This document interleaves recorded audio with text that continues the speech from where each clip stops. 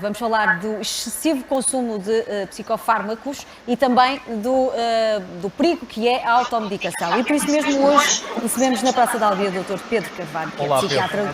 Muito bom dia, Dr. Pedro, obrigada por se juntar a nós e falarmos realmente do perigo da automedicação, do excessivo consumo de psicofármacos, uma série de questões associadas a tudo isto. Bom, e também percebemos se estamos mais dependentes destes psicofármacos, se andamos a tomar psicofármacos a mais. E se a pandemia também tem relação com tudo isto. Ok.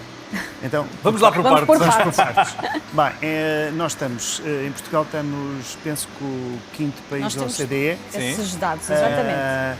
Em termos do número de vendas de ansiolíticos, estamos em primeiro. É o quinto país que mais consome da OCDE, aliás, mais ansiolíticos e antidepressivos. É importante também ter esta noção. Nós estamos em terceiro lugar em número de quadros depressivos ansiosos na Europa. Portanto, as coisas não são por acaso. Portanto, claro. O que é que isto quer dizer? A questão da automedicação é uma coisa que eu vejo frequentemente na clínica. Depois já a chamada a medicação controlada, que é o próprio médico que vai, e temos doentes que, de facto, muito dificilmente conseguimos tirar ou antidepressivo e, às vezes, algum ansiolítico. Deixa-me acrescentar a essa sua expressão a seguinte pergunta. E isso acontece porque são quadros crónicos. Assim, tenho uma hipertensão, eu tenho miopia, uso toda a vida. Quer dizer, as pessoas estão muito preparadas para, do nariz para baixo, tomarem medicamento para toda a vida. Muito dificilmente aceitam. Do nariz para cima. Só que nós temos mais químicos lá em cima e é isto que manda no resto. E, portanto, nós temos quadros depressivos crónicos, temos quadros ansiosos crónicos desde a infância. E, portanto, ou temos uma vida miserável ou a determinada altura tentamos controlar.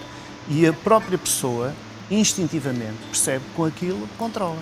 Agora, depois também há uma questão chamada, uma espécie de mito urbano, que é nem todas as pessoas ficam dependentes.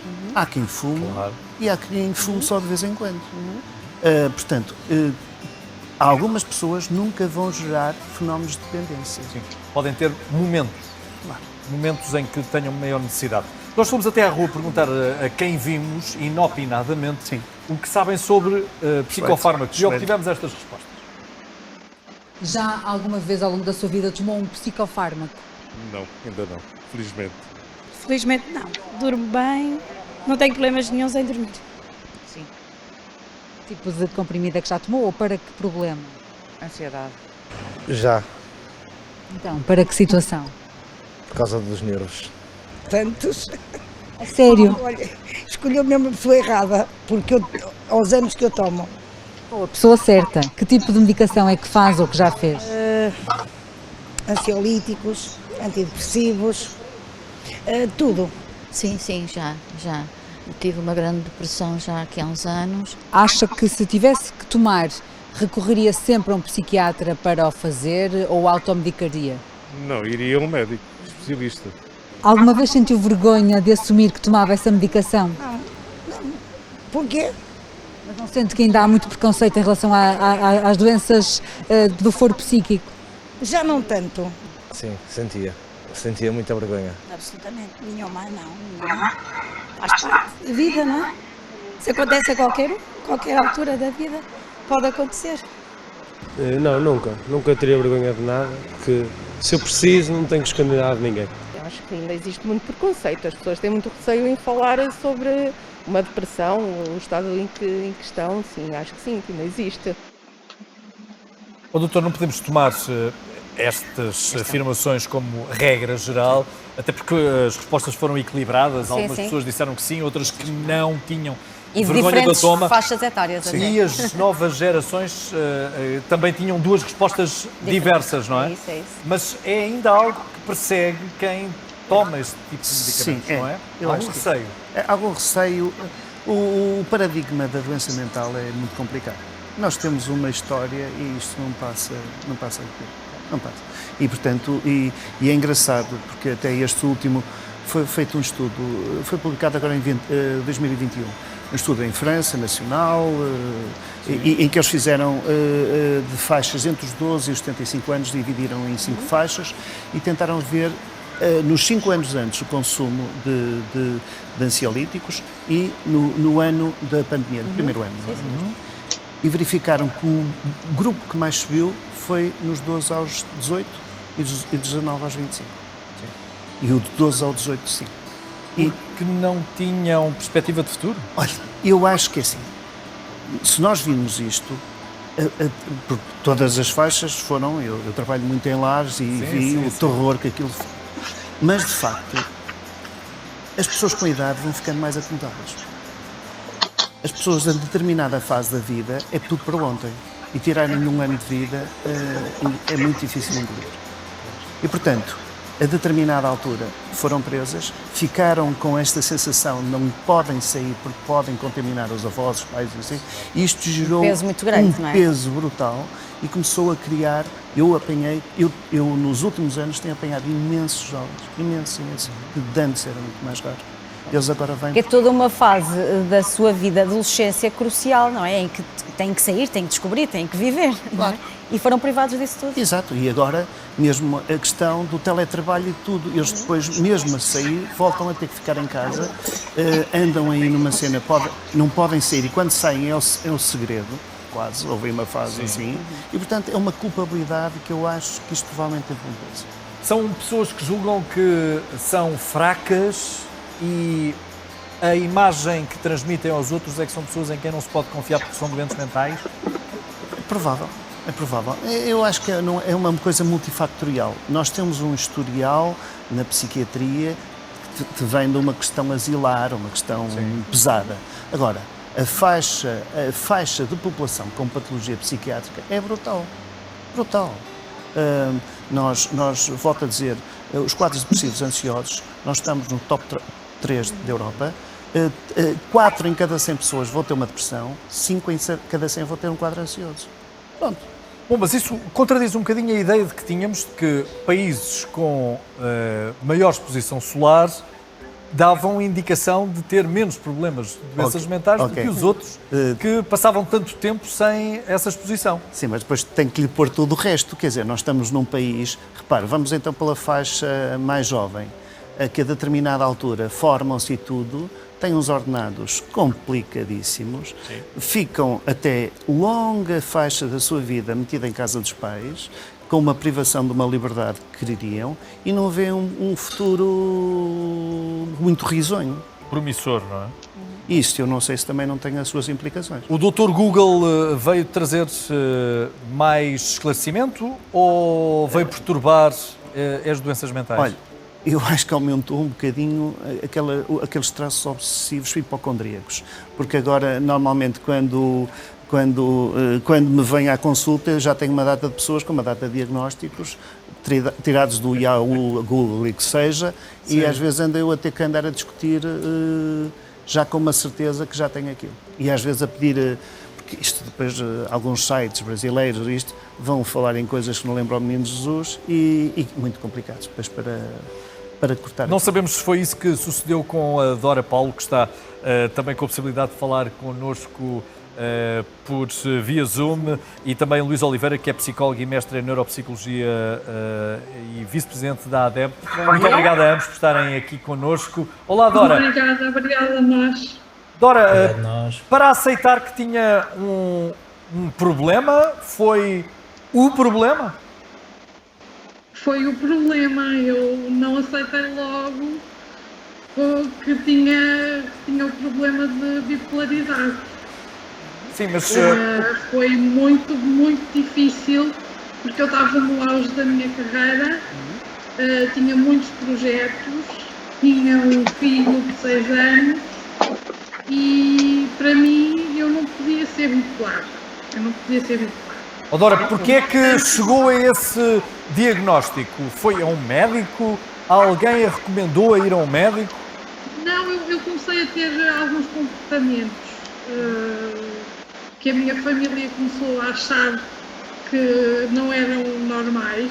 Certo. E pode descrever-nos que tipo de comportamentos, Dora, para percebermos melhor? Eu estava muito eufórica, eu fazia compras... por impulso? Fazia compras demais, estava muito desinibida. E depois, se calhar, passava pelo oposto, não é? Tanto estava muito eufórica, como de vez em quando, se calhar, com mais alguma apatia e sem vontade de fazer. Não, eu nunca fui muito apática. Ok. Sempre fui muito eufórica. E a família também não achava normal? Com a medicação é que eu ficava apática. Bom, quando é que se dá o clique para aceitar a doença? A minha mãe, quando começámos a ver que eu tinha esta doença, soube que existia a ADEB e foi-se informar acerca da doença. E passámos a ir à ADEB com alguma frequência e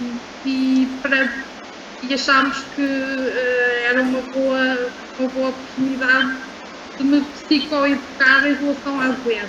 E é agora nesta altura que eu peço ao Luís Oliveira que se junte a nós à conversa.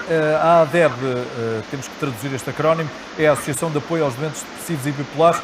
E Luís, esta história que estamos a ouvir da Dora será provavelmente das muitas histórias que vocês ouvem por aí. É, de facto, eu em primeiro lugar queria dizer muito bom dia, Praça da Alegria. Bom dia. Bom dia. E cumprimentar, um cumprimento especial para a Dora e para a Sónia Araújo, para o Gabriel, para o Jorge Gabriel, toda a equipa e também a equipa do Dr. Pedro. Sim, de facto, nós ao longo destes 30 anos de trabalho comunitário na Associação de Apoio a Doentes Depressivos e Bipolares, que eu, em nome da direção, também quero agradecer aqui esta oportunidade. Temos, de facto, acompanhado milhares de pessoas, não é? Com dezenas de milhares de atendimentos em psicologia clínica e também nas outras valências. Portanto, de facto, cada caso é um caso, não é? E hoje estamos aqui, de facto, a falar de uma problemática muito importante, não é? Eu acho que nós estamos a falar de um problema. Eu acho que aquilo que eu acho que é muito interessante é que nós estamos a falar aqui de uma solução, não é? E contextualizando aqui o caso da Dora, portanto, eu acompanho a Dora na vertente de neuropsicologia e psicologia desde 2017, né? Portanto, há cerca de 5 anos, e a Dora tem o diagnóstico de doença bipolar tipo 1, que ela já caracterizou, que tem a ver com o que é as elevações do humor, portanto, cada caso é um caso, obviamente. E ela, quando veio ao apoio, apresentava queixas de falta de concentração, falta de memória, estava muito atormentada com essa situação. E fizemos essa avaliação neuropsicológica e, de facto, ela apresentou aqui valores abaixo da média, tendo em conta aqui a sua escolaridade, agora é advogada, não é? E com sintomas aqui também de depressão e de ansiedade, não é? E esta baixa na concentração e na memória. Depois desta avaliação, a Dora acabou por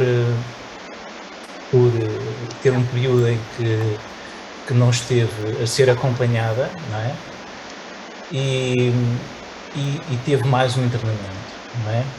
Ou seja, o apoio foi interrompido. Em 2018, isto aconteceu em 2018, portanto, no final de 2018 voltou à ADEB e efetuámos de facto um novo rastreio, que apresentava as mesmas queixas, não é? Estava muito preocupada com o seu trabalho.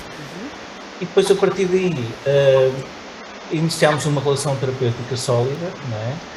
E começámos a trabalhar as questões da psicoeducação, a questão das crenças sobre a doença, a questão da aceitação do diagnóstico, a importância do acompanhamento em psiquiatria, a importância da medicação e tudo o que está associado à Dora, a nível biopsicossocial, ou seja, a nível biológico e psicossocial. Hoje a Dora está estabilizada há 2 anos e meio, é uma pessoa ativa ao nível familiar, ao nível laboral, portanto ela está a trabalhar, está ativa, ao nível também social, e a prova disso é que ela está aqui hoje a dar o seu testemunho E estamos muito só gratos para por isso. concluir, Luís, percebemos que houve aqui um final feliz, ou pelo menos houve aqui uma solução encontrada. Infelizmente nós não temos mais tempo, mas temos que vos agradecer pelo serviço público que também estão a prestar, não só na associação, como também pelo testemunho da Dora, que serve para que muitos possam rever no seu próprio quadro e possam ir à procura de ajuda na ADEB, www.adeb.pt. Obrigado a ambos. Obrigada. Doutores, Jorge, posso só para dizer terminar, uma estamos coisa? mesmo com o tempo esgotado. Eu queria dizer que a Dora é um ser humano fantástico e que tem imensas competências e que não é a doença que determina o seu caráter e a sua personalidade. Claro. Muito bem, muito obrigado. Muito importante referir isso. Muito obrigada a ambos. Obrigada. Muito obrigado. Doutor Pedro Carvalho, também temos que agradecer e pedir-lhe imensa desculpa por não dispormos de mais tempo para continuarmos a conversar, mas de qualquer modo é bom salientarmos que as doenças podem ser crónicas e que as pessoas, para além de ter esta doença crónica, podem ter uma vida com qualidade. Muito obrigado por aqui ter estado. Obrigada. É um gosto recebê-lo aqui. Nós vamos fazer uma breve